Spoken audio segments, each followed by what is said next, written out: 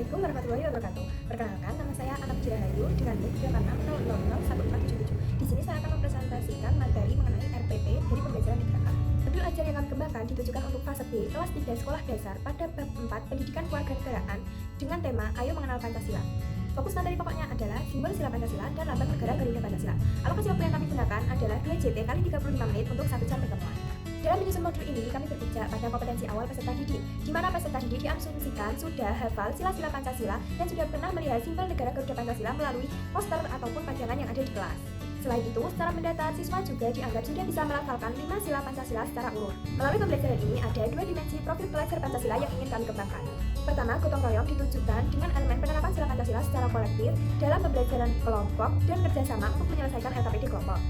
Kedua, kebinekaan anggota ditujukan dengan mengenali dan menunjukkan rasa bangga terhadap jati dirinya sebagai bangsa Indonesia yang berpancasila. Sementara itu, tujuan pembelajaran yang ingin kami capai mencakup 3 aspek penting. Aspek kognitif pertama, melalui pengamatan media visual. Peserta didik mampu mengidentifikasikan simbol-simbol sila Pancasila yang terdapat pada perisai burung Garuda Pancasila.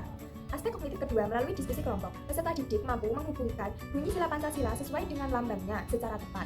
Ketiga, aspek psikomotorik atau sikap. Melalui kegiatan kooperatif learning, peserta didik mampu mengamalkan nilai luhur Pancasila, yaitu gotong royong dan bekerja sama dalam menyelesaikan LKPD secara tepat.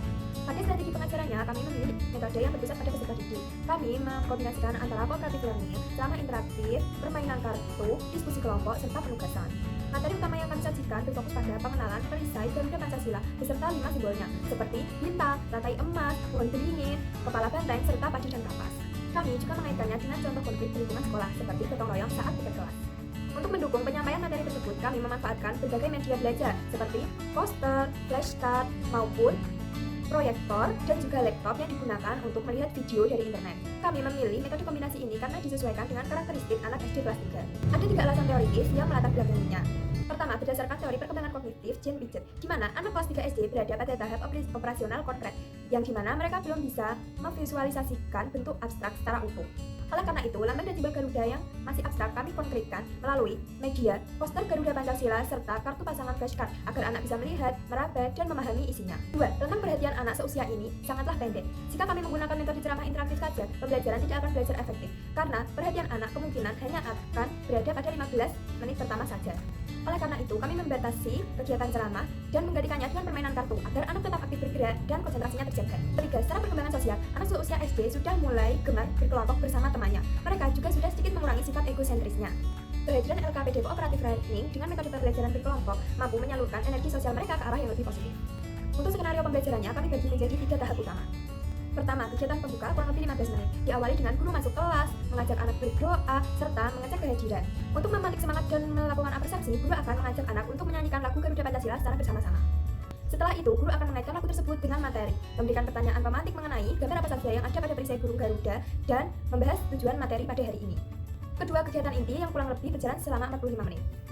Tahap 1 dan 2 yaitu penyajian media dan pembentukan kelompok. Di sini, guru menunjukkan poster Garuda Pancasila yang ada di depan, lalu membagi murid menjadi beberapa kelompok. Tahap 3 dan 4 yaitu pembagian LPD dan diskusi kelompok. Di sini, guru membagikan LPD berupa aktivitas gunting dan tempel serta menjelaskan bagaimana cara pengerjaannya. Siswa kemudian berkelompok dan mengerjakan tugas tersebut. Guru aktif memantau siswa dan berkeliling. Tahap 5 dan 6, presentasi dan penguatan materi. Guru menunjuk perwakilan dari beberapa kelompok untuk maju dan mempresentasikan hasil diskusi mereka. Siswa yang lain mendengarkan kelompok sedang maju presentasi. Setelah itu, guru memberikan apresiasi dan koreksi jika diperlukan. Ketiga, kegiatan penutup kurang lebih selama 10 menit. Guru bersama peserta didik menyimpulkan materi pembelajaran apa yang mereka pelajari pada hari ini. Selain itu, guru juga memberikan pertanyaan evaluasi kepada peserta didik seperti, bagaimana perasaan kalian setelah mempelajari materi ini? Yang terakhir, guru memberikan motivasi agar siswa terus mengamalkan nilai-nilai Pancasila pada kegiatan sehari-hari mereka. Bagian yang terakhir adalah asesmen. Kami merancang 3 jenis asesmen yang komprehensif untuk mengukur ketercapaian pembelajaran. Pertama, asesmen diagnostik dilakukan secara lisan melalui tanya jawab interaktif pada awal sesi pembelajaran untuk mengetahui awal kemampuan siswa. Kedua, asesmen formatif berupa penilaian menggunakan lembar observasi guru saat anak sedang berkelompok. Guru menilai mengenai keaktifan, gotong royong, dan kerjasama mereka dalam menyelesaikan LKPD yang tersedia. Ketiga, asesmen sumatif berupa tes tertulis mandiri yang digunakan untuk mengukur pemahaman siswa, terdiri dari 5 soal pilihan ganda. Selain itu, kami juga melengkapinya dengan rubrik penilaian keterampilan untuk mengukur presentasi kelompok berdasarkan kejelasan suara, pemahaman materi, serta kerjasama kelompok. Demikianlah presentasi yang dapat saya lakukan. Kurang lebihnya mohon maaf dan terima kasih. Wassalamualaikum warahmatullahi wabarakatuh.